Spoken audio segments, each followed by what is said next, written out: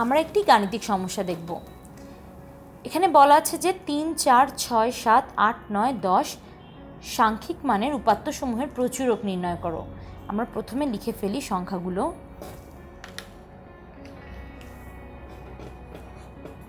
3, 4, 6, 7, 8, 9, 10। এটার প্রচুরক আমাদের বের করতে হবে। আমরা জানি প্রচুরক কি। প্রচুরক হলো যে উপাত্তগুলো দেয়া থাকবে তার মাঝে যে সংখ্যাটি বা সংখ্যাগুলো সর্বাধিকবার থাকবে। এখানে দেখতে পাচ্ছি 3 একবার আছে, 4 একবার, 6 একবার, 7 একবার, 8 একবার, 9 একবার এবং 10ও একবার।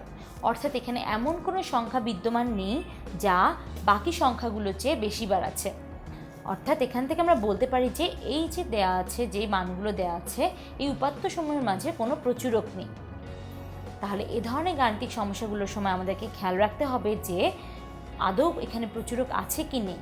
যেহেতু এখানে কোনো সংখ্যাই একাধিকবার নেই বা অন্য সংখ্যাগুলোর চেয়ে বেশিবার নেই, তাহলে এখানে কোনো প্রচুরক নেই।